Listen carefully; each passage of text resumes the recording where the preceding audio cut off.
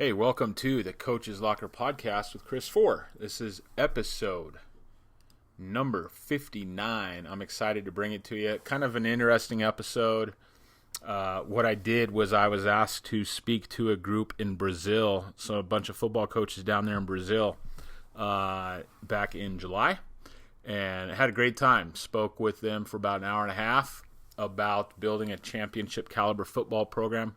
I recorded that and thought, hey, this might be a good podcast. So we use my book. If you've listened to all my podcasts, you might not want to listen to this episode, to be very honest with you, because we're going to cover the top 10 characteristics of championship caliber football programs.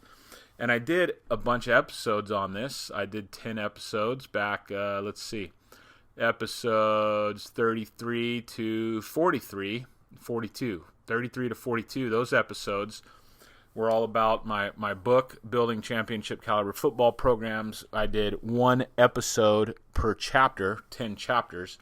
If you haven't listed, check those out, okay, wherever you listen to your podcasts, or 8laces.org/podcast. That's my podcast home. Lost a person who's been doing and setting up, editing my podcast and all that, so it's going to be a little rough sounding, not the beautiful edits I've had in the past, not the music intro. I still got to kind of figure all that out myself, to be very honest with you. But enjoy the podcast. Again, you can find my podcast home at 8laces, EIGHTLACES.org/podcast. You can reach me on Twitter at Coach Fore. That's at COACHFORE. Email Chris at 8laces, EIGHTLACES.org. Enjoy the show. How are you doing, Coach Chris? Hi, sorry guys. Sorry for the delay here. We had a plumbing problem here in my house, and I've been trying to fix that bad boy. No problem at all, Coach. First of all, I'm thrilled to host you. This masterclass program is the first international program in Brazil that is developed that has the goal to develop young football coaches. So right now we have about 17 coaches with us. We're gonna end up having 21 coaches here. It's a small crew, basically guys from Tubarões do Cerrado, which is my team here in Brazil, and we also have the head coach from Caçadores, which is Coach Laurie, and one of his staff members. We have Coach Victor from America Locomotivas. We have the head coach from Big Riders, which is a female football team. Nice. With us here. And we also have Brian Guzman right here. And he is the head coach of the national football team, Brazil Onças, which is our national team. We do cherish very much. Every player wants to be in the national team. Maybe that comes from soccer. Everybody just wants to wear that green jersey. Yeah. So we are. I'm honestly. I know you. I don't know, man. I think it was like 4 years ago. Yeah, a couple years. Yeah, and yours was based. I think it was like the first book that I read. Football related 100%, and it really opened up my horizons to culture and program development, because in Brazil we do a lot of X's and O's.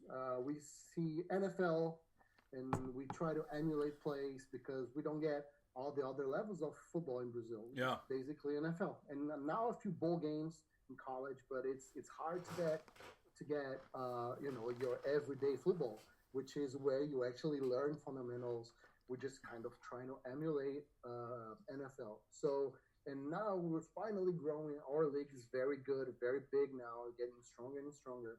And you really opened up my eyes to, hey, we gotta go back to fundamentals. We gotta see what these successful coaches do. They do a lot of locker room, and they have their mission statements, and so I'm very happy to have you here. Thank you very much. I'm not going to be speaking a lot, but if somebody if we reach, if we hit the language barrier and somebody has a question, I'm just going to raise my hand so we can understand everything you're saying. All right? Yeah, so anytime. Thank you very much. Yeah. And please go ahead. You have the floor. Yeah, no, stop me at any time. I know the language thing can be a barrier. I can talk fast sometimes, so please stop me if there's a concept, an idea that's not working much. Now, do you say your name Fabrício? That's perfect. You got it. So that's my nephew. That's his middle name. So I always call him Lucas Fabrício. So absolutely, you got it. Yep. No, it's an honor to be here today, guys. I really appreciate having you, having an opportunity to speak with you here. I actually had a student. I was looking earlier. A student in 2008 from Brazil on my football team here in America, in California. His name is Richie Simoes, Simoes. And I told him today I was going to be, doing this, talking with some coaches from Brazil. He was real excited. He said, yeah, we're real excited. There's a very rudimentary pro league down there. It might compare to semi-pro environment up here. The game really in its infancy in Brazil.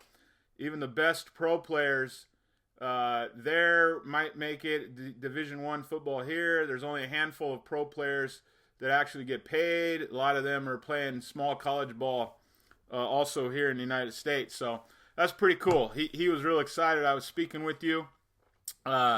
He is he was a tough kid. So if Richie, who I had, I think it was 2008, 2009, 2010, he was a fullback and a linebacker.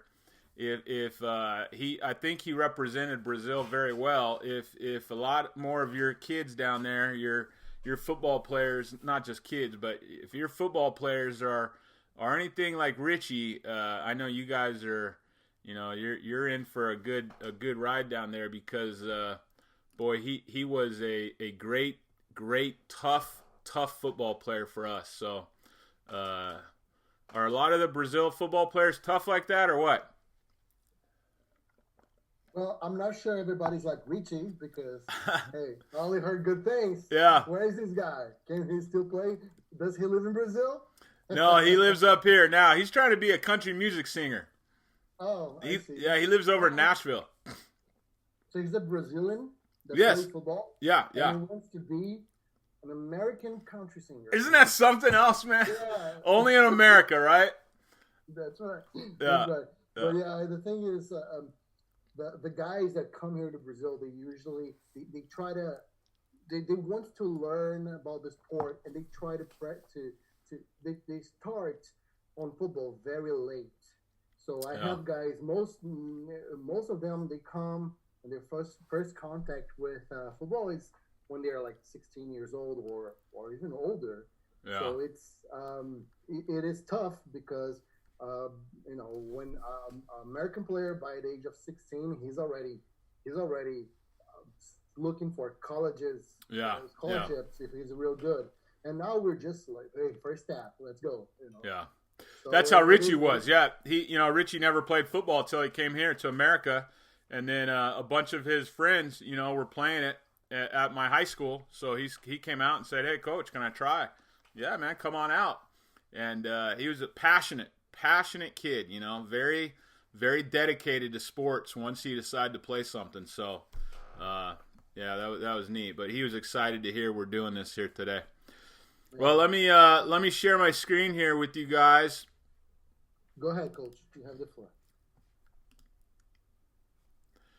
And guys, there's all my contact information. I'm free to help you whenever I can. I also sent this to Coach Fabrício here. I sent it to him as a PDF. So if you want to email that out to your staff and everything, please do that. All right, Coach? Yeah, they got it. Okay, perfect. So, yeah, that's my contact information. If there's any questions, let me know. Welcome to you guys today. And I'm excited to share some stuff here from my research of football programs. So I wrote this book back in 2012, and what I did was I had an idea to just start reaching out to some football coaches. I think at the time I was, 35, 36 years old. I'd been a head football coach for 8 years here in Southern California, and I wanted just to get better. Like you guys here, you're spending some time right now getting better as a coach. That's what I wanted to do. And so I sent state champion coaches. I started with just 10 coaches. I sent them all an email, and I collected responses from 106 coaches all over America from 42 different states. So a wide variety of coaches from all over the United States. As Coach Fabrício said here, there's a lot of information out there about X's and O's, okay? How to draw up plays, how to stop plays, how to create the best offense, the best defense. The internet is littered with that stuff. You can find out any system, either for free or paying a little money, and find out how to run any kind of system that's out there.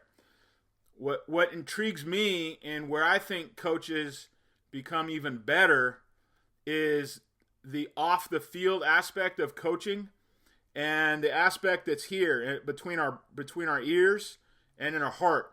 Okay, and so I really believe that the best programs out there, okay, they're not just about the X's and O's. Okay, they're about more than X's and O's. And so this book is what I set out to kind of get inside, as it says down here, inside the locker rooms and minds of state champion head coaches. And I never even really said, hey, I'm going to go write a book. I just wanted to start learning from a lot of these coaches, and I wanted to start trying to get inside their minds, so I could be a better coach. And then what happened was I got so much feedback. When I heard from 10 coaches, I emailed another 10 coaches, and then another 10 coaches. And it was pretty awesome. I read this book here, The Fighter's Mind, which is a great book about MMA and the mental strategies that go into building, the best in that business. And this is one of the best books I've ever read. And I got to thinking, if I can do what he did, because what he did as an author is he went and he spent time with like 8 or 9 of the best MMA fighters in the world, a couple of them down there in Brazil, and he wanted to know what made them tick, what made them work, how did they find success. And then there's a website up here called Max Preps, and Max Preps is a high school website where you can go on and find out, who won every game in the nation and who those state champions are. So I just said, man, I want to do what he did, combine that with Max Preps, and start asking these coaches some questions. So some of the best coaches in the nation, 3 of them here in California. You got Troy Starr over here down from Helix, Coach Welch over here from Southern California. We actually were in the very same league. I played against this program. They were outstanding. And then up here, best football coach in high school ever in America, Bob. He's at De La Salle. Holy smokes. Coach Bob. That's Bob Laddiser. Bob Laddiser. I was getting his last name and his school mixed up. Bob Laddiser at Concord De La Salle. Best coach ever. So I just thought, how can I get inside their minds to figure out how they work things? And that's what I did. I asked these 3 coaches 3 different questions. What did you do differently this year from the other programs in your league, your section, your state that enabled you to your success as a state champion? I asked them, what piece of advice would you give to a head coach who wants to win a state championship? And then, what do you consider the one most important aspect of your championship team this year? How did you develop that in your program? So as you can see, nothing here about X's and O's. Nothing here about strategy on the field, okay? This was just trying to get inside these coaches' heads. And at the end of the day, this is what I ended up being able to write, building championship caliber football programs. So what I did, guys, is I took all the responses, 106 coaches, times 3 answers, 3 questions I asked each of them. They each gave me answers. Some of those guys gave me just 1 sentence, and then some of them wrote me, 2 or 3 pages worth of information. All right? I took all their answers and categorized them, and what I found out was that there are 10 characteristics of state championship programs, and that's what we're here to talk about today. Maybe in your programs and your teams, you can help to build some of these characteristics to help you win some more games, to help you build that program, make it a little stronger. So the first one, as you see here, the first one is it's not about winning, which I call it the oxymoron of the highest sort. It's not about winning. Coach after coach after coach told me, hey, if you're just coaching to win, you need to get out of coaching. It's not about winning that is going to help you become a better coach. And when you think about that, that's very interesting. When I asked them, how did you win more? How did you win that state championship? They came back and said, it's not about winning, okay? It's about developing young men and women. It's not about winning, okay? So coach after coach, this is Chuck Noll, a famous NFL coach, said a life of frustration is inevitable for any coach whose main enjoyment is winning. That's a tremendous quote. So many times we have all of our value in what that scoreboard says, right? That's all we want to do is win, win, win. But I love what he says here. If that's all you want to do, if that's your main enjoyment, you're going to be very frustrated coaching football because you're not going to win every game. If you coach long enough, I coached for, I think, 18 years here in America, and I had one season we were 0-10. We didn't win a game all stinking year. That was 2008. So if you coach long enough, you're going to have that kind of a season. And if that's your main point, your main goal, you're going to end up being frustrated. And so what we're going to do here today, guys, is look at this research I found, okay? And we're going to look at what some of the top coaches in America said when I asked them about these 3 questions. So Mike Rowe here from out in Minnesota said, the advice I would give a football coach is not to be coaching football to become a champion. Your job as a coach is to teach your athletes how to become better people in society. If you're coaching to win, you're in it for the wrong reasons. And again, coach after coach after coach told me this. Do not coach just to win a state championship. Coach for the right reasons, using the platform of football to affect the community. I have won 5 state championships, and I can tell you that it can feel very empty if that's all you're coaching for. So I love this idea that these guys share, and it begs us this question here. Why do you coach? Okay? What is it that motivates you as a coach with this great game of football? What motivates you? Okay? What motivates you as a coach? Not sure where to put this thing. Another good question. What motivates you? Don't focus on winning a state championship. If it's meant to be, it will happen. Focus on developing your student athletes. Focus on developing your student athletes in all areas to prepare them to be successful in life. So I'm sure you guys in your programs, you have the ability to influence and impact people. They might not be a student athlete. You might not be a teacher on campus. Okay, but you're able to have an impact on those kids and adults playing this great game. So timeout number 1, we're going to have 10 of these timeouts to make you think a little bit. How and why did you truly start coaching? What motivated you to start coaching this great game of football? A lot of times over my career, I've had to think back to that, kind of try to center me and remind me. I didn't come into this game to coach just to win football. I came in here to develop young men. The second characteristic, stay the course. Stay the course, okay? This was interesting to hear from coaches because, especially with the X and O side of things today, so many coaches out there, they change their offense, their defense. You guys might see something on the NFL. You're like, oh, we're going to go do that now. Oh, we'll see what the Colts did. We'll go try that.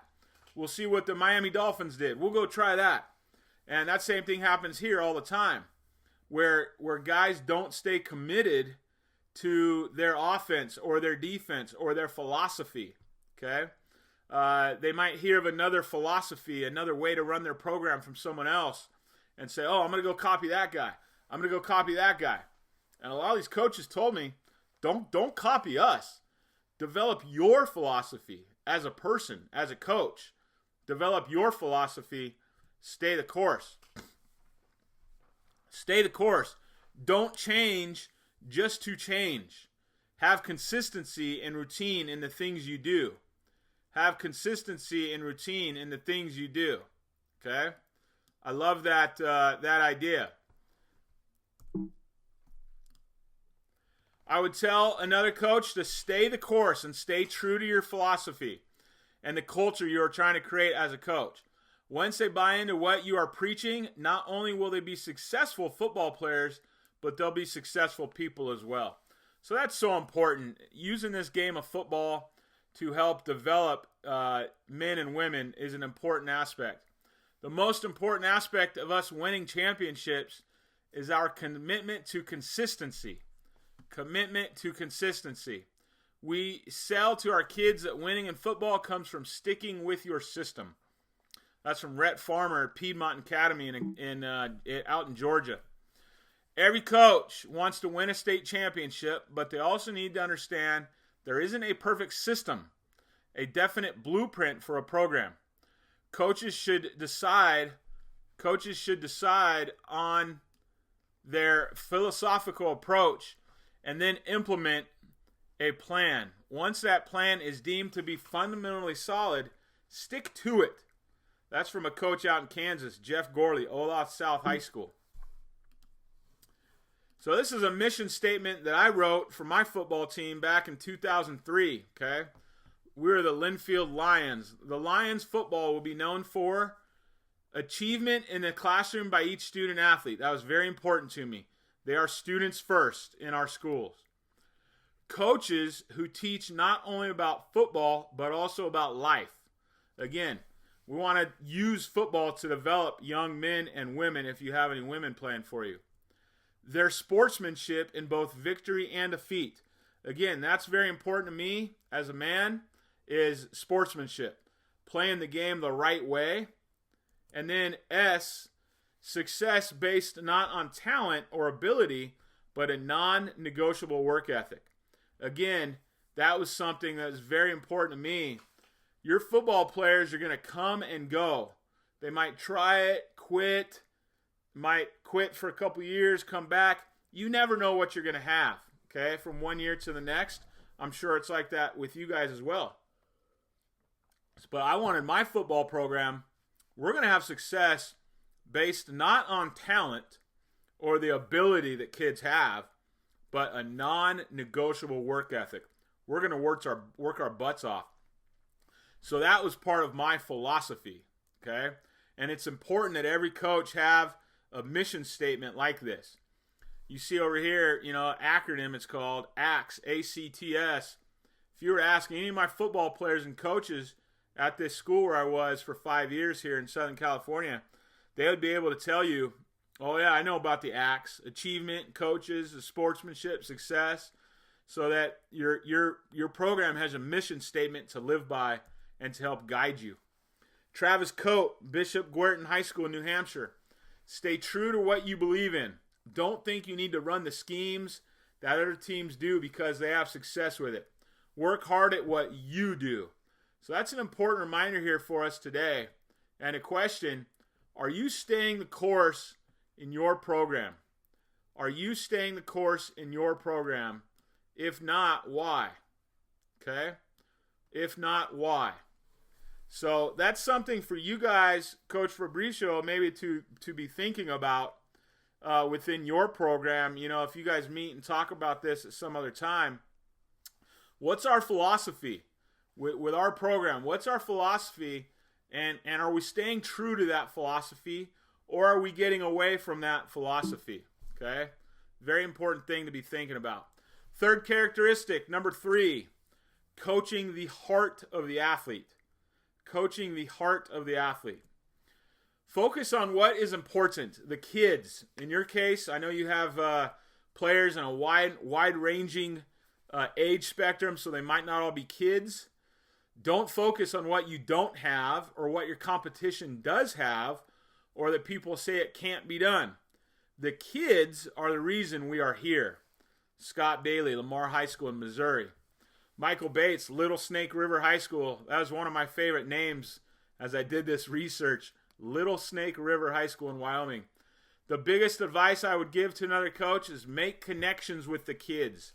Make them understand you value each and every one of the players. I know you guys have some, you might be coaching in Brazil there with your program. You might be coaching some people older than you, okay? You can still have an influence and an impact on their life. See beyond our high schools here in the United States. We play our games on Friday nights usually. So this is a phrase I've used for a long time.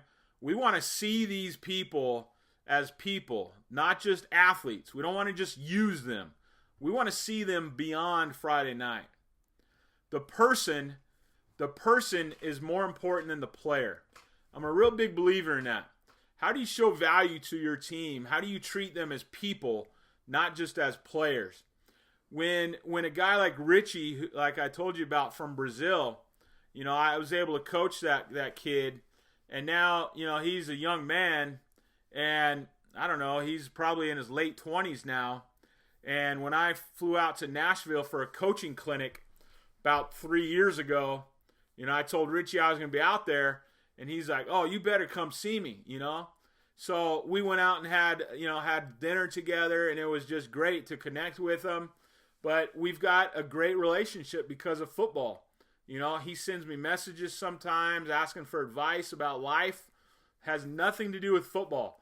That's because he knew that I treated him, I loved him as a person. I cared about him as a person, not just as a player.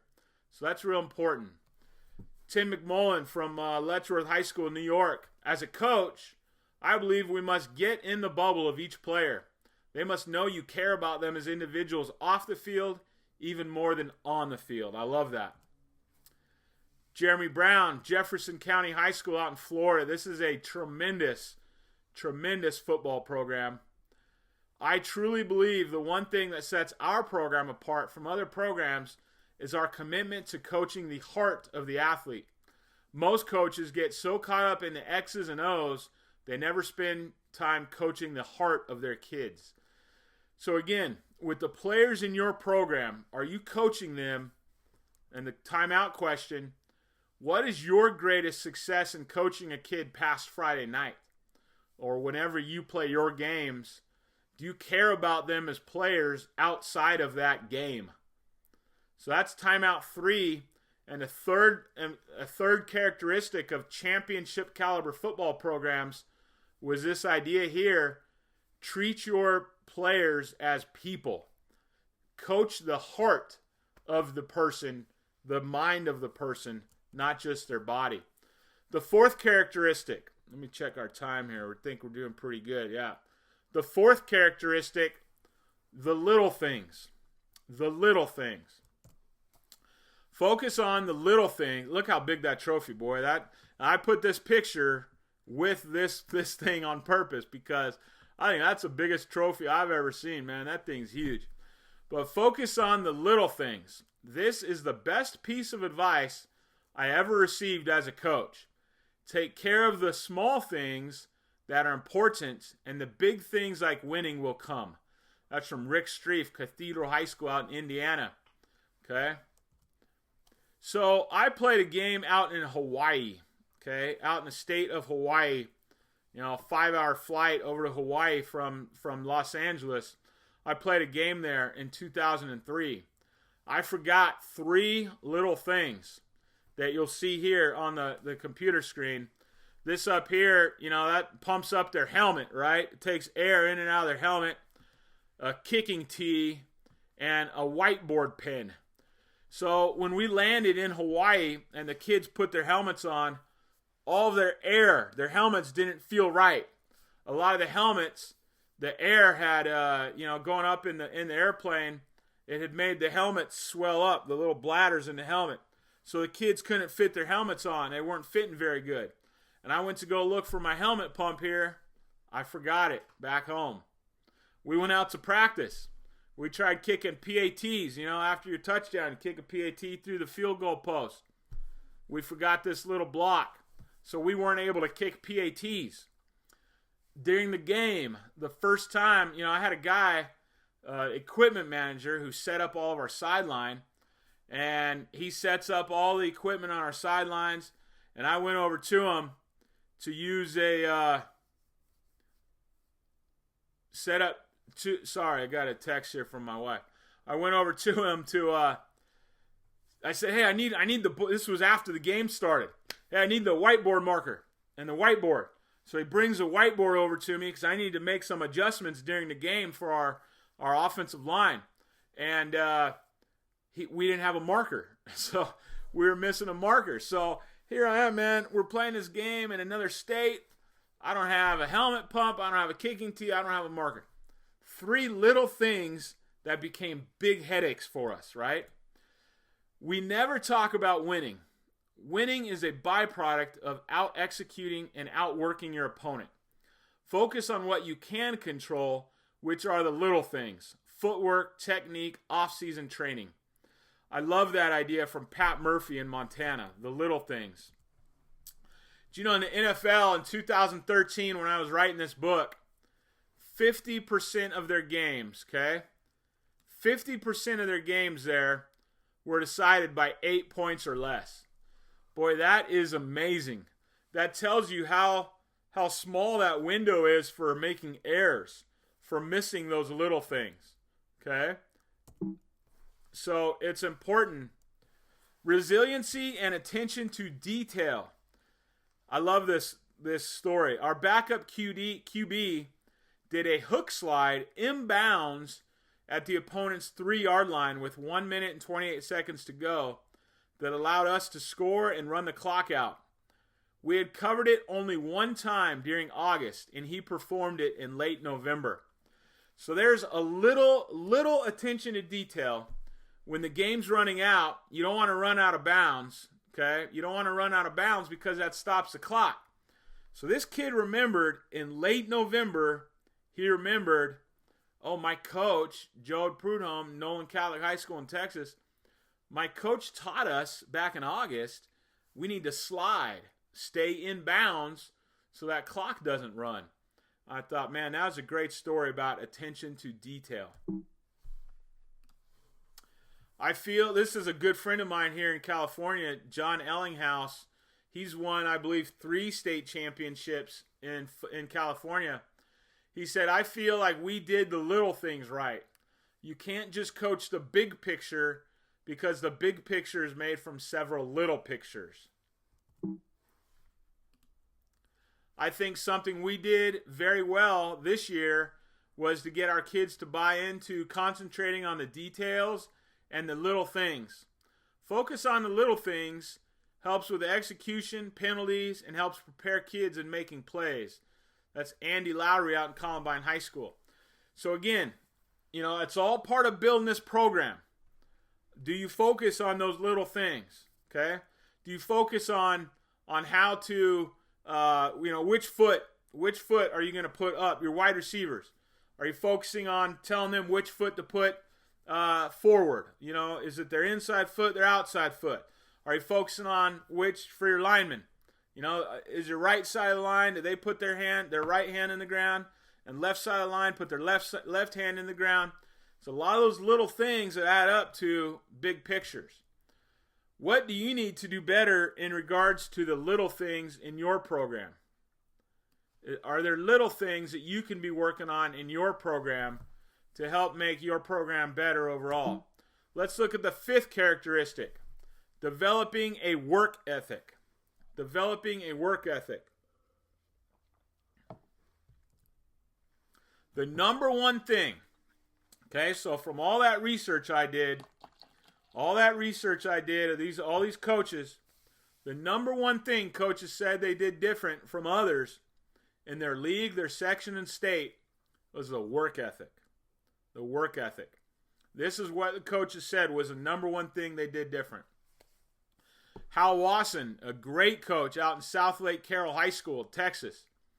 Keep the vision alive with a great work ethic and have the ability to persevere. I love that. Your vision. We talked earlier about the vision and the mission statement. Okay? Does your work ethic, does that point to that mission statement and that vision statement? Okay? We believe a program needs an identity to be successful. We build hours in the weight room the entire year. So that work ethic, the fifth important characteristic for any football program, how hard are you working? That's from Randy Drayling, Hutchinson, Kansas. From Keith Croft, Bishop Hendrickson High School in Rhode Island. The most important part of our team this year was their work ethic, specifically with the strength and conditioning. It was developed as a program from the winter into the summer and through the season. Dale Mueller, Highlands High School in Kentucky. We're 73-2 and have won the state championship 5 years. That's awesome. Not because we knew something that others don't have or have some unique kind of scheme. Our players try harder on a year-round basis than players at other schools. Man, I love how he said that. If anything but that last sentence is emphasizing my message on how to be a consistent state championship is missed. Our players try harder. Do your players try harder than the other team? Develop your year-round philosophy. Administrative support is crucial. Administrative support in your program. Now, I don't know, that's a little different. You're not out of school, okay? So we're not going to talk too much about that. Joe Kinnan, Manatee High School out in Florida.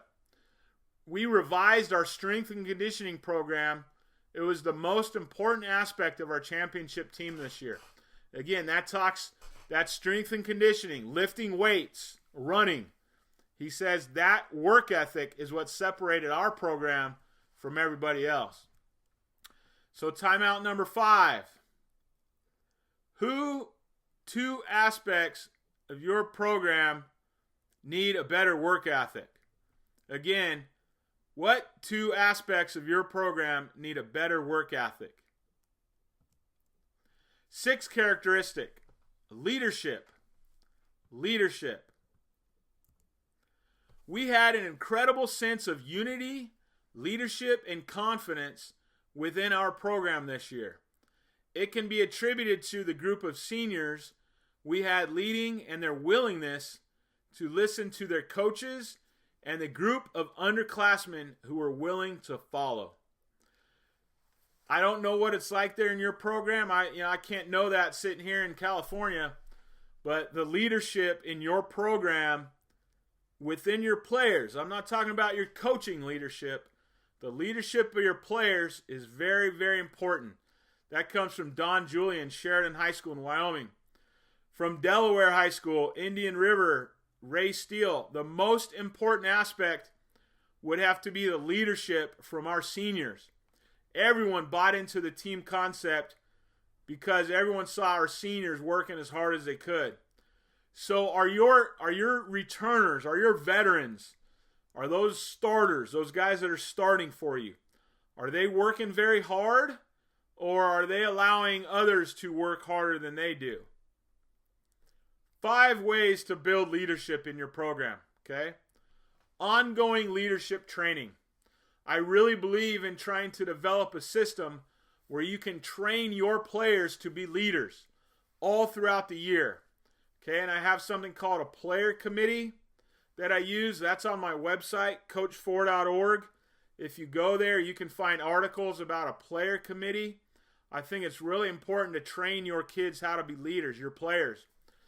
We had great leadership from our student athletes. Whenever I've had great leadership on our team, our success followed. We do leadership training with our upcoming seniors, and we talk about using those skills regularly. That's from Frederick Bouchard in Staley High School, Missouri. Developing leaders started years before their senior year. Looking back at old team pictures, our strongest captains were managers as 5th and 6th graders. John Schwartz in Minden High School, Michigan. Another way to build leaders in your program is by bringing in community leaders. These are 2 community leaders I brought in to speak to my football team a couple different times. One of them, a head coach at a junior college here. The other one was a very good friend of mine, this guy on the right. Okay, he served in the United States Marine Corps. So I brought him in to talk to my team about leadership. What does leadership mean? And so if you were to bring in people into your program from your community, or even doing things like this, like Coach Fabricio's doing, he's trying to build you guys as leaders and as coaches. You can do the same things now to pour into your kids. Put your leaders in charge of things and make them accountable. Hold them accountable. I don't know what it's like there, but in most teams you have some equipment you got to set up during the day, maybe some cones and some bags out on your field. Put your leaders in charge of that so the coaches don't have to do it. Hold them accountable. Hey, if the field's not cleaned up in 3 minutes, my leaders are going to have to go do some push-ups or some extra running, something like that, okay? Age doesn't equal leadership. Age does not equal leadership. This kid here on the right, one of the best leaders I ever had, he was a sophomore. That's 10th grade for us. That's, here we go, 9th, 10th, 11th, 12th grade. He was a sophomore when that kid Richie I told you about, I think Richie was a junior, So Richie was older than him, but Phil was a better leader than he was in a lot of ways. Phil is a sophomore. He was one of the best leaders I've ever seen. And he got even better as a junior and as a senior, okay? A lot of times coaches make the mistake that the older you are, the better leader you're going to be, and I don't think that's true. Leaders are not born, they are made. Leaders are made. We have to do a good job making our leaders. And you as the head coach or the assistant coach, the offensive coordinator, you have to set the tone with your position groups. So maybe you coach the running backs. You got to set the tone and teach those running backs what it means to be a leader. The head coach has to set the tone for the program as to what it means to be a leader. My advice to young and upcoming head coaches is to understand leadership is from the top down. Just because someone is the head coach does not mean they don't have to do the work that they did as an assistant coach. I love that quote from Rhett Farmer, Piedmont Academy in Georgia. Leadership, all of us have to be great leaders. So timeout number 6, what is your plan for developing leaders? What is your plan for developing leaders? Do you have a plan to develop leaders? Maybe you do, maybe you don't. Coach Fabrício, how are we doing on time here? That's perfect, Coach. Doing good? All right. Yeah, you got time. Go ahead. The seventh characteristic, chemistry, team chemistry. I call it here the most overlooked key to success. That team chemistry. How your team gets along together. Bob Godsey from Hartselle High School in Albany. Is it Albany? Alabama. Team chemistry was the most important aspect of our championship, he says. We have good team chemistry year in and year out, but this team bonded like no other, he said. So chemistry is how your players get along with each other, how your coaches get along with each other. Ken Lucas from Annapolis Christian School in Maryland. We felt that we had the talent and capabilities to be successful. However, felt strongly we needed to work hard on team chemistry. Guys, I've coached teams that had some real great talent, but they didn't get along. They didn't like each other. Okay? I've coached other teams. They didn't have as much talent, but they really liked each other. They enjoyed playing with each other. They enjoyed practicing with each other. When they do that, they'll perform even better on the field. That's why I think this is one of the most overlooked aspects of building a program. Pat Rice from Waunakee High School in Wisconsin. Our team-first mentality was really our key this season. The idea that everyone has roles, and no matter what your specific role is, it's critical to the team and to the success of the team. This really led to tremendous team chemistry and leadership. I love that. I love that aspect of things. I love what he says about team first mentality. We coaches, we have to work hard at that. We have to work hard to encourage the players to put the team first. Dan Higgins, Piscataway High School, New Jersey. They were playing for each other and not themselves. It took a tremendous amount of mentoring and teaching. I just said that, right? We got to work hard at that. We would read any newspaper articles or relative current events that spoke to the team first mentality. Dan Higgins, again, out in New Jersey. This is from a good friend of mine up in Oregon, Kevin Swift in Gold Beach, Oregon. He said, team chemistry is everything. Listen, this is interesting. The 2010 state runner-up had more talent. Again, I just said this. They had more talent than this year's 2011 championship team did, but could not all get along. We stressed respect and had several team-building activities. So that aspect of team chemistry, so important. And as I say here, you have to have a plan to build team chemistry.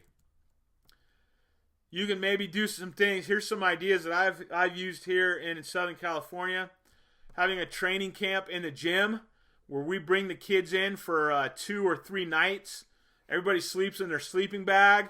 We go out, we practice during the day.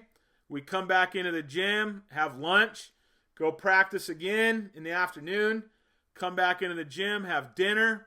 In the night, maybe we'll do something like basketball, video games, just doing something to help the kids have a good time and enjoy each other. Every year we had an end of training camp. In August, when we were done with our training camp, we'd have a swim party. Just go over to somebody's house, get away from football, get away from the field, and hang out together. Orientation groups. What this means is a little different for you guys, but we would put them into groups for school to help our younger kids get oriented to school. Off the field fun nights. Can we all go to somebody's house and have a barbecue? Go maybe to the beach, hang out and play beach volleyball all together. So doing stuff like that, maybe go see a movie together if there's a new movie out, something like that. Okay, and then something I'm a real big believer in, team rules are for the team. If you treat your superstar like, hey, he's a superstar, rules don't apply to him, then other kids will start not liking him, kind of resenting him, okay? Our team unity was outstanding. It started with our seniors and filtered through to all the classes. We have been very blessed over the last 30 years winning state championship 11 times and playing for the title 7 more times. The main ingredient of those teams was unity. I love that.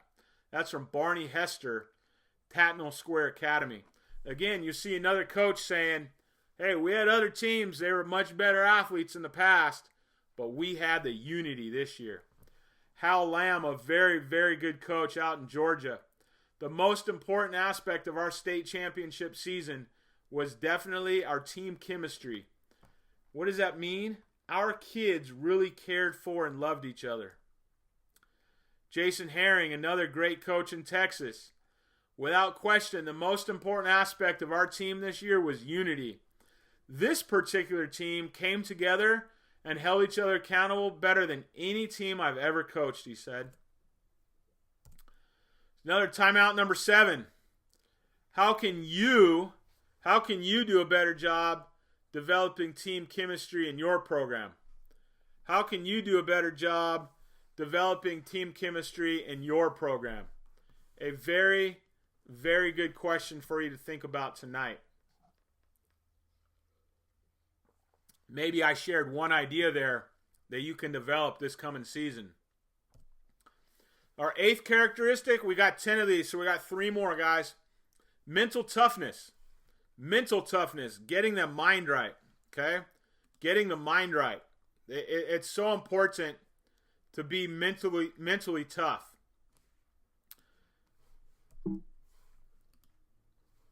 Hal Wasson, South Lake Carroll High School, a fantastic football coach.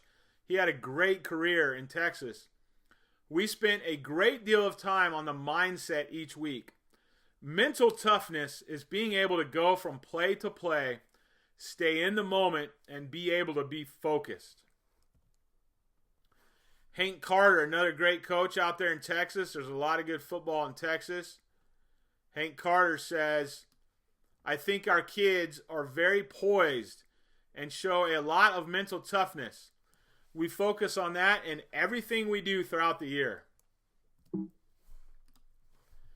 It is just as important to develop players' mental toughness as it is to develop their physical talents and skills. In crucial moments, these often are more important in the determination of success and failure than those physical attributes. That's from Joe Harbor in Norwayne High School out in Ohio. This was my high school coach here, Coach Pack. And boy, he was tough. He was tough on us, okay? Our teams, they were tough. We were tough guys. We were tough kids. And he did a great job building up that mental toughness in us, okay? And so again, think about some things you can do in your program.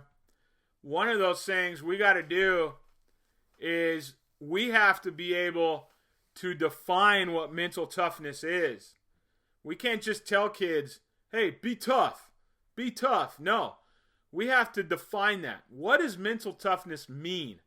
And then we need to keep bringing them back to it. Okay? I was researching mental toughness years ago in 2009, 2010 season. I knew we had to really teach mental toughness to my kids that year. And so I spent a lot of time researching what does mental toughness mean. And this is a great definition I came across. The psychological, that means your mental, right? The psychological edge that enables you to cope better than your opponents with the many demands that are placed on you as an athlete. And then second, to be more consistent and better than your opponent in remaining determined, focused, confident, and resilient under pressure. Football, as you know, it's a game of pressure. There are pressure-packed situations. Are you going to be mentally tough to get through those pressure-packed situations? Or are you just going to fold? Are you going to quit? This mental toughness is something that's so important to build into our athletes. You've got to practice mental toughness. It's not just going to happen overnight. You've got to practice mental toughness. This kid right here, his name is Ejon, and Ejon was a punt returner of mine, a very good punt returner of mine. But he got very down on himself. He was very mentally weak. Anytime he dropped a punt, okay, he wouldn't be able to catch another one the rest of practice because he was so mentally weak. And so I got a bunch of these wiffle balls out there one day, And I had him just catching these wiffle balls because they're a lot easier they're smaller, but they're easier to catch than a football being kicked. And I was just trying to build his confidence to get his mental approach going to the game. So teach your kids to be confident by putting them in positions to succeed. Okay? Your kids have to taste success. They have to taste success to feel success, to build that confidence. So there's ways we as coaches, there's ways that we can build that confidence to make them more mentally tough. I love this picture of a little kitty cat, this little kitty cat looking in the mirror and seeing this big, strong lion, right? Boy, that's confidence right there. Confidence is key. Confidence is key for mental toughness. Joe Harbour from Norway High School out in Ohio. This was displayed, he's saying mental toughness was displayed no more clearly than in the state finals game when we fell behind for the very first time in the game late in the quarter in a manner that could have broken the spirit of many teams. Our senior quarterback walked into the huddle. He simply said, "No doubt, we got this." We marched right down the field to score the game-winning touchdown with 30 seconds left in the game. Man, that's an awesome story. So timeout number 8. What can you do in your program? What can you do to teach mental toughness next year or this coming season? How can you guys build that into your program there in Brazil? The 9th characteristic, preparation. Preparation. Leave no stone unturned. Preparation. This is where I have found success, a lot of success, specifically as it relates to the kicking game. Kick return, punt return, all the special teams. Nobody is going to out-prepare me for a game special teams-wise. That's just how it is. So, preparation. Are you preparing better than your opponents? Scott Riles in Alabama says, be well prepared and have a sound plan. You must have more than one plan in case things don't go as well as you had hoped. Jeff Lindsay, Grangeville High School in Idaho. As a staff, he says, as a staff, we were better at practice planning and time allocation for all of our practices. Specifically, we tried not to have a period go over 8 to 10 minutes maximum. This allowed us to make sure we could rep more technique daily. So how organized? Are you guys organized? Is your team organized? Are your practices organized? That's so important in the game of football. Bruce Harden, Providence Day High School, North Carolina. The coaches taught on the field each day and kept practices well organized. Watching film and making the daily improvements was a big help in the stretch run of the playoffs. So timeout number 9. In what area does your program need to get better preparing kids next year? Preparation is so important in this game of football. And last, the 10th characteristic. The 10th characteristic of championship caliber football programs, building trust and confidence. Building trust and confidence in your players.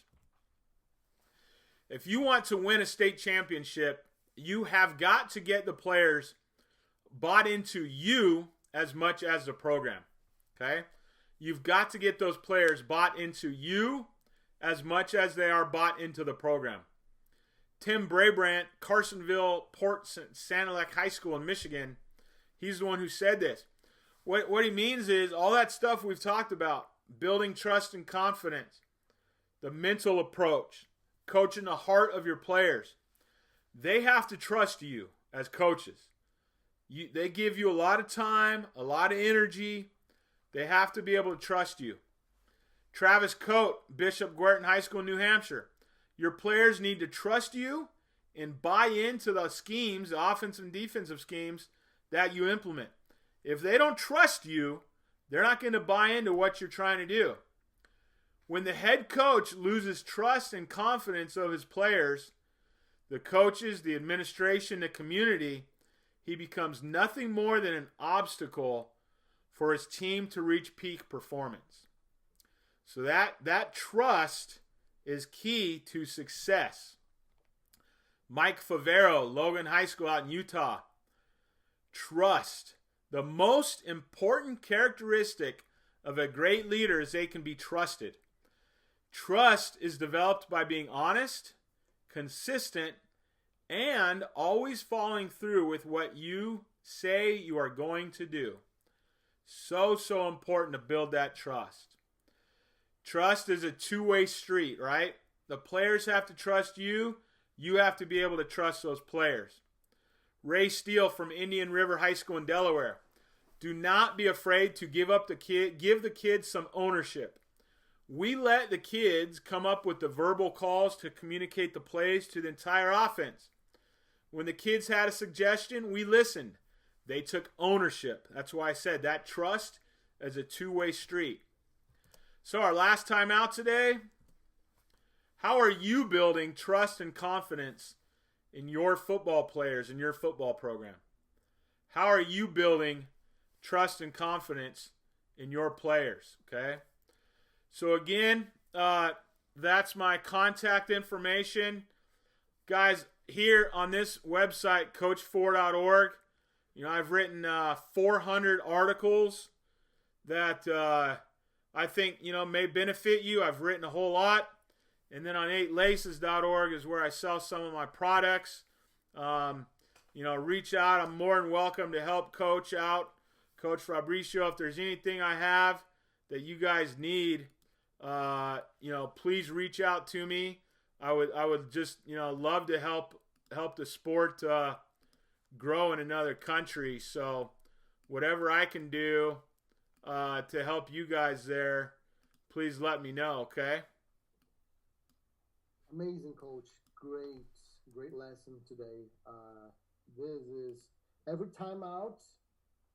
I got nervous every time out. Yeah. Like, what are you doing in your program? Damn, I really got a lot to think about now. But it's really a pleasure. Like I told you, these guys, when I got here in Tubarões, it was just me and two coaches. Now we are 13 and a few trainees.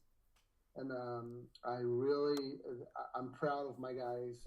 What I want is to put them in a position to succeed so they can put the kids in a position to succeed first. Absolutely. And, the motivation to become a football coach in Brazil, there is not a lot, okay? Most of these guys, they do it for free or for peanuts. Yeah. I'm glad these guys are here with me. And this was just great. And I have a few questions for you. Some great questions here, if you don't mind answering. Yeah, absolutely. All right, so this one is a good one, and this is mine, all right? Because I always wanted to ask you this. Yeah. Since I read the book, all right? How do you put your mission statement and your philosophy on everyday activities? How do you get to that mission statement, to that philosophy that you want to implement and put it on your team? One, I think, Coach, you've got to let me go back to that here. The first thing, I think you've got to build that philosophy, with your coaching staff. You got to sit down, with your staff to try to put that together, and again, all what we just talked about, trust and confidence, that's going to go a long, long way, because if you just take something and say, hey, here's what our mission statement is, and you just give it out to everybody, and they don't have buy-in to it, they might not follow it. So I think that it's real important that you get some of those players, some of those coaches around the table to develop your mission statement. And then as far as how do you implement that, you have to teach it, especially that first year. You're trying to tell your people, hey, here's what is important to my program right now. Coaches got to buy into it, And then you got to just start putting it up. If you have a place where the kids change or the players change their clothes, maybe in a locker room or a team meeting room, if you have something like that. When I first developed our mission statement here, I put it all over the place, we have a playbook the kids got. I put it in there. I had posters made up. I put it in there. And we would talk about these, a lot. Hey, what does it mean? What does it mean to have success based on talent or, non-negotiable work ethic? Or maybe if a practice wasn't going well, I'd blow the whistle, bring them all together. Lions football, we're known by our ACTS. What's the S stand for? Success. What's success based on in our program? And they got tired of hearing it, Success based on non-negotiable work ethic. That's right. Let me ask you guys, is this a non-negotiable work ethic right now? Are we working hard right now? Or are we trying to rely on talent? Are we trying to rely just on our best player over here? And so constantly bringing them back to that, when we would monitor, I know it's a little different for you guys, but all my, these are student athletes. When I would monitor their grades, or when I would hear that one of our kids has, a D or an F, a low grade in the class, I'd bring them into my office. Hey, what is our football program known for? ACTS, coach. Yeah, and what's the A? Oh, the A's, I know, it's achievement in the classroom. Are you your English teacher told me you have a D. Are you achieving? And so I hope you answer your question. It's always bringing them back to it. Especially, that first year, you got to really keep bringing them back to what you're trying to do, how you're trying to, institute that program and that philosophy and that mission. That's great. That's well answered. Actually, we created our own mission statement after I read your book. Oh, nice. I think it was like 92% of football coaches, championship coaches had mission statements. Yeah. So one day I sit down with my coaching staff and we came up with it. But we really did have problems trying to translate that mission statement to our everyday deeds. Right? Yeah. Yeah, so that's a big one. And so I would say, I think that to write a mission statement is one thing, right? But then you got to have the vision statement to go with it. How do we get there? I want to build a house. Well, let's keep it simple, right? The mission statement, I'm going to build a house. Well, what's the vision statement? How are we going to get there? Well, I'm going to have to hire a plumber. Going to have to hire an electrician. Going to have to hire someone to build all the wood. And so you need to not only have a mission statement, but then you need to have, and maybe you need to have those discussions. How do we reach this in practice? How do we reach this mission statement in practice? Do you guys watch film? Yeah. With your players? Now, we do it online now. Online? Okay. Something new. Yeah. Because guys, they have very busy working schedules. Yeah, and, it's hard to find like a day to get them all in a classroom. All together. Because actually, we do not even have that many classrooms available here. Yeah. Yeah, we're watching it with the players now. Now we have a schedule to do it. Okay. Yeah, so, everything you do, is it leading, how do we fit this mission, how do we fulfill this watching film when we meet as coaches? How do we fulfill this vision when we meet as coaches? When we practice, when we travel, this mission statement we have, how we dress, how we carry ourselves, as we travel places. All those things go into that mission. That's perfect. I got a good one here too.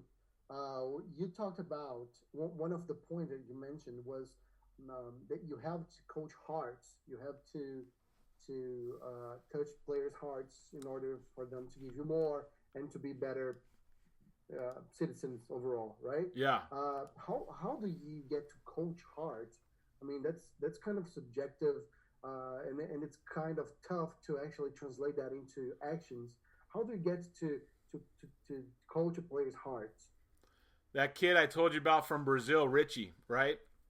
Right. I knew he was a really good athlete. He was do you know the phrase dogging it? He was dogging it. Right. Yeah. Okay.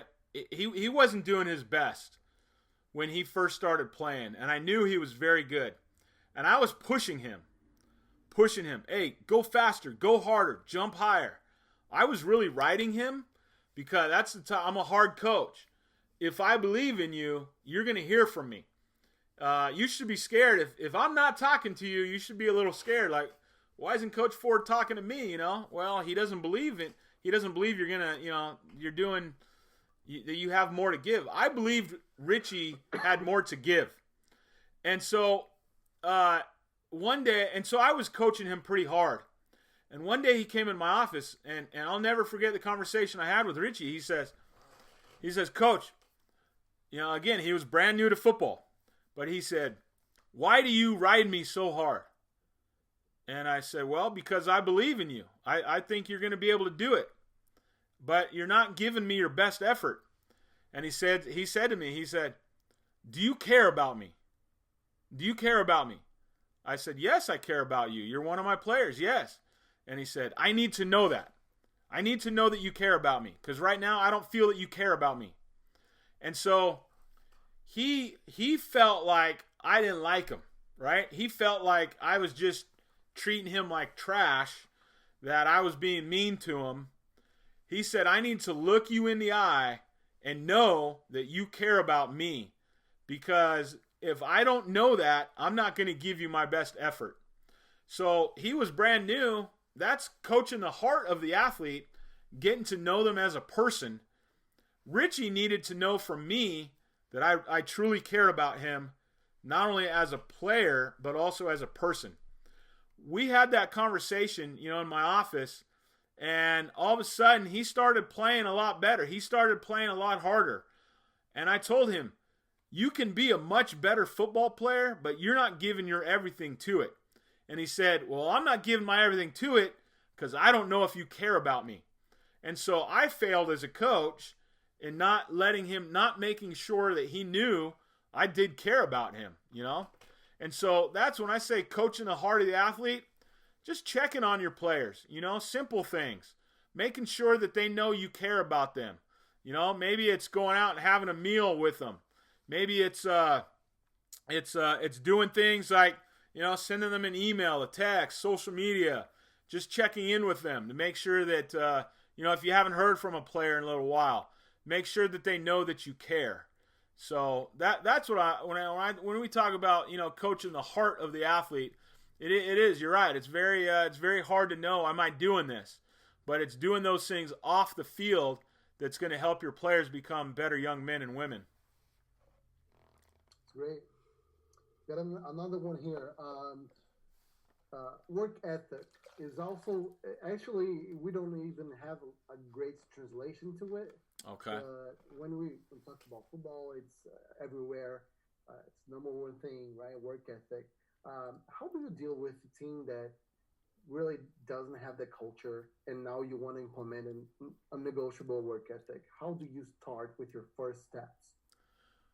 Getting to know your players, right? Because you have to build that trust and confidence into them, because you're going to have to push them hard. When we talk about developing that work ethic, if you want your players to practice harder than they're practicing now, to maybe lift weights, run harder and more than they are now, they're going to have to trust you. Because just like I told you that story with Richie, when I was trying to push Richie, I was trying to push his work ethic. He didn't trust me at that time, his first week of football. He didn't trust me. So your players have to trust that you know what you're doing. One way that starts is by, like I said, that ongoing leadership development. See, all these answers kind of work themselves together, right? If you have a group of players that are like your team captains, where you can meet with those players, even if it's, maybe it's hard to get people together, like you were saying, maybe it's just one time a month or 2 times a month where you can get together and share that vision. Guys, I want us to start working harder. Well, why? Why do we need to work harder? Well, we need to work harder to improve ourselves during the game. Okay, so what are some ways you think we can work harder? And you get the players to give you some of those answers. I think that discussion has to start with your coaching staff. What can we do to get our players to work harder? And then the discussion has to be with the players, okay? See what kind of ideas your coaches and players can come up with to get them to develop that work ethic, okay? And that happens in those one-on-one conversations. And then you start pushing your players. So what I mean by that is you start demanding them to work harder by running harder, running faster, running longer. I love starting practice, put the ball on the 5-yard line, offense going in, defense, you have to stop them right now. You've got 3 plays to stop them. Offense, you got 3 plays to get in. Let's work really hard right now to start this practice. And boy, you start a practice like that, man, those kids are on fire, you know. So that's one way to start to develop that work ethic, I think, is happening with conversations where you, as the head coach shares that vision. Here's what we want to do. And then start talking to your coaches about, it's kind of a hard question to answer for me here since I haven't been around your program. But, those are some ways to do it. Start with your coaches. And it's got to happen incrementally. It's got to happen slowly, You can't just expect them to have this great work ethic. That takes some time to build. Right. That's perfect. I have a couple of questions. It's the last 2 questions. All right, guys. One is very simple. It's about community leaders. How do you bring your community? When do you bring your community leaders to speak with your team? Is it during practices? Do you have events made for it? Great question. Yeah. So what we do is, when do you guys start your season? We play year round in Brazil. We start in February. Okay. It's usually states tournament in the first half of the year. Second half of the year, it's natty, it's national. Okay. So if you're power, like last couple of years, our team has been Power 4. So we played until December almost. Wow. So wow. Year round, it's kind of tough. Yeah. So up here, we'll start in August. We have what's called training camp, right? Where it's usually 2 or 3 weeks. You have we're allowed to have 25 practices over about a 3-week period. And that training camp, that's usually before school starts for us. And so it's during training camp, those after practice, before practice, I'll usually have a special meeting. Every day we have a meeting during training camp. It might be 30 minutes long, maybe 15 minutes long. But that's when I'll bring my, community leaders in to talk to them. It's like, right, before the season kicks off in training camp, when we all come back together and start practicing and working for the new year, I'll bring some community leaders in during that time.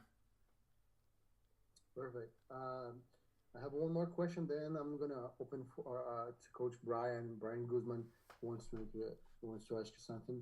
All right, so what do you do? What do you do with a team that has little groups and are kind of divided? How can you promote that chemistry, or you just arrange the gatherings and hope for the best? Yeah, that becomes difficult. And you heard some of the best coaches in America face that same thing, right? Some of the best coaches said, hey, we had way better talent last year, but we call them cliques. They were all in their little cliques. That can be very difficult to break sometimes. Coach, I think there's some teams you can do everything you want to do, and you're not able to break into those cliques. They've maybe known each other for so long. But, some of the things I like to do is when we stretch before practice, we'll try to break up. If I notice they're getting together in those kind of cliques, I'll break that up. I'll separate them, And so what you need to do is look for ways during practice, before practice, after practice, to break those cliques up so that they're talking to some other people. However you can do that, look for ways during, if it's team meetings that you have, who they sit near, that sort of stuff. That's kind of one of those ways that you're able to break those things up. Sometimes it's very difficult to break up those kind of cliques. But you got to look for ways to have group, maybe like I said, I don't know if you guys do any kind of team building activities off the field, but if you do, it's like, for instance, one way we've done it, we went miniature golfing one time, and I had them break up. Hey, I want you with a freshman, sophomore, junior, senior. Your foursome to miniature golf. It's going to be you 4 guys together. And they were mad at me. I want to go with my friends. Usually juniors are friends with juniors, sophomores are friends with sophomores. I said, no, you got to go. Your group's got to be each of those 4 guys. So one of the things I've done, Coach, in the past too is, we had conditioning, like after practice. I'd put them in groups for conditioning and then have them compete against each other. But that's another way now. They're in a small team with a group of guys maybe they don't know so well, competing against, another group of guys. Now they're going to work hard together, kind of meet each other, maybe for the first time, have a conversation with each other. Perfect. Coach, I'm going to open to the coach of the national team, Brian Guzman, who wants to ask you a question. Coach Brian, go ahead. Wait a second. I think hold on. Yeah. I think he's muted maybe. Ready? All right. Can you guys hear me? Yes, sir.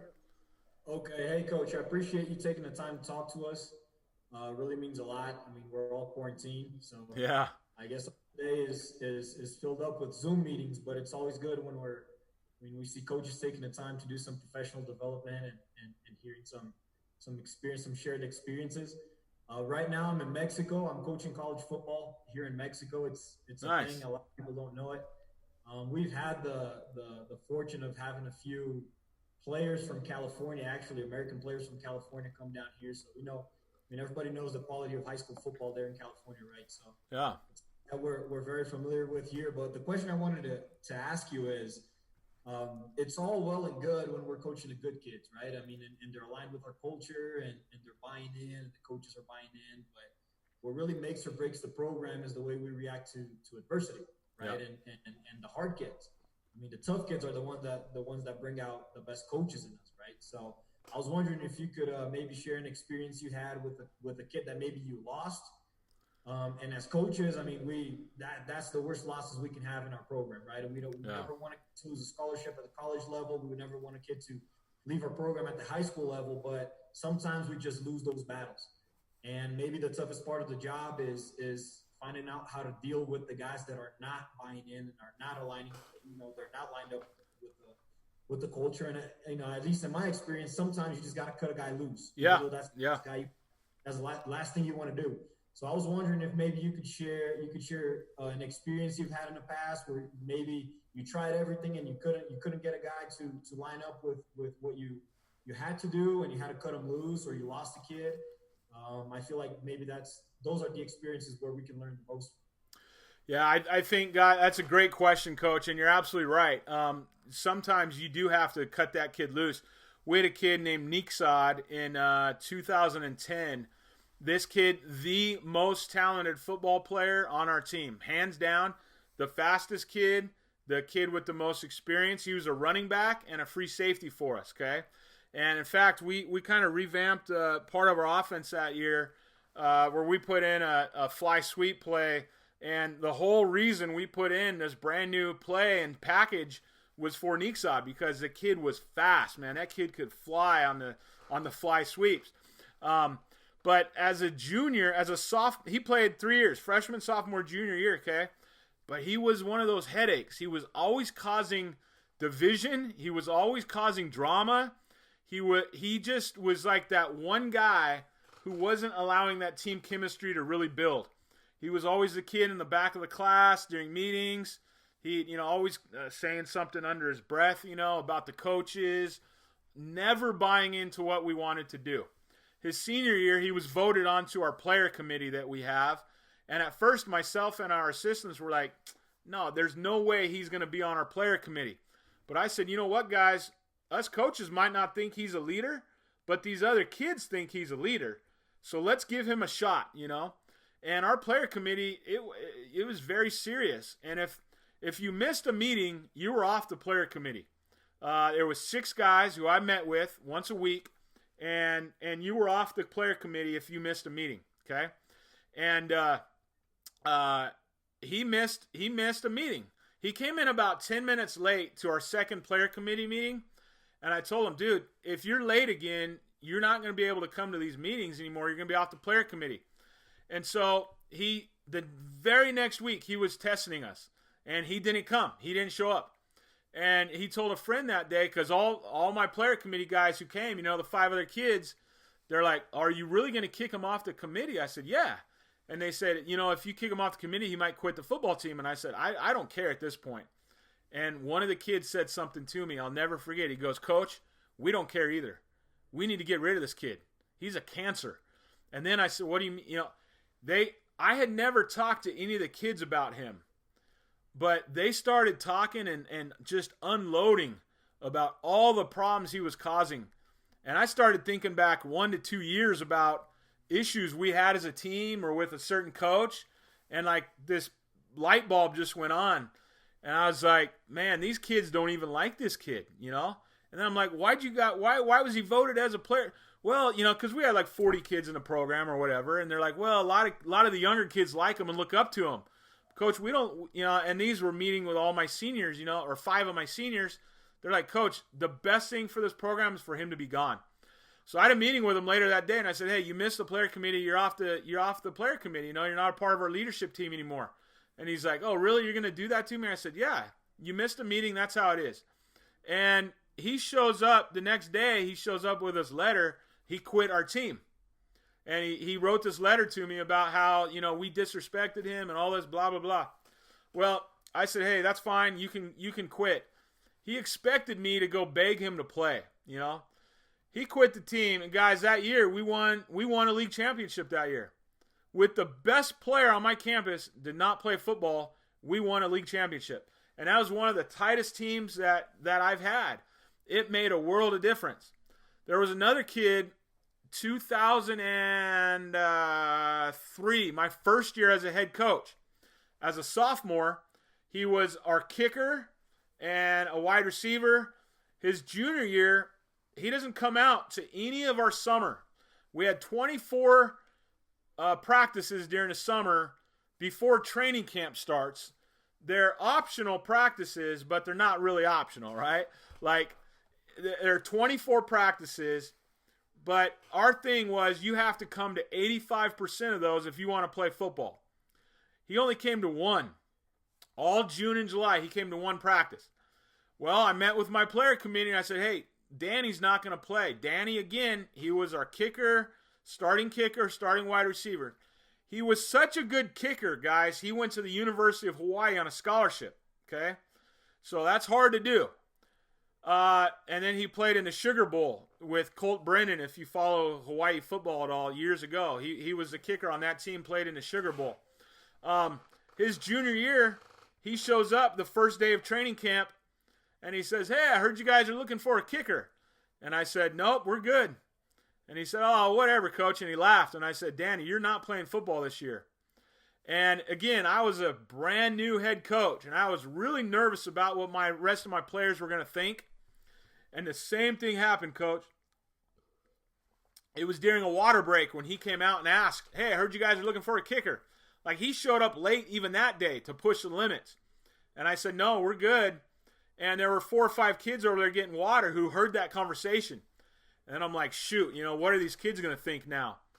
And one of them, who was one of our captains, came up to me and he said, Coach, that's the greatest thing I've seen around here ever. I had been at that school for just 2 years. And he said, everybody bows down to that kid around here. That's the greatest thing you just did, to send a lesson to everybody that practice is important. So those are, 2 quick stories where our teams ended up being better without those 2 kids. Now, the good story about Danny, Neek saw that first one I told you about. He was done because he missed his senior year. Danny came back and played his senior year. His senior year, he didn't miss 1 practice the entire summer, and then he came right back out. We allowed him to come play his senior year, and then he ends up, earning a scholarship to go play football in college. So I just think sometimes you have to be able to cut your kids loose when they're holding you down, when they're holding you back. I've seen too many coaches, they let too much stuff go, too many all-stars who ruin that team chemistry and all the rest of that stuff you're trying to do within your programs. Yep. You're either coaching it or allowing it to happen. Yeah, absolutely. And it's hard to let some of those kids go, but we have to. Appreciate that, Coach. Thanks a lot. Yeah. Hey, Coach, that was great. Thank you for your time. It is a pleasure. You have no idea how I'm honored and humbled to be able to bring you to talk to my guys and a few other coaches around. So I appreciate your time. I appreciate it. The COVID pressed a pause button in the world, and we're making the best out of it. So thank you very much. No, I finally met, right? Yeah, I admire what you guys are doing. Trying to get better. I'm sure you guys all have day jobs, and maybe some of you are working right now, some of you aren't. But I want to wish you guys good luck this year. And if there's anything I can do, please reach out and let me know. Perfect. Thank you very much, Coach. All right, thank you. Just follow Coach Chris Fore on Twitter. He's one of the best ones to follow. I'll give you his Twitter, but you got all his info on that PDF I sent everybody. So thank you very much, Coach, and we'll keep in touch. All right, guys, we'll see you. Bye-bye.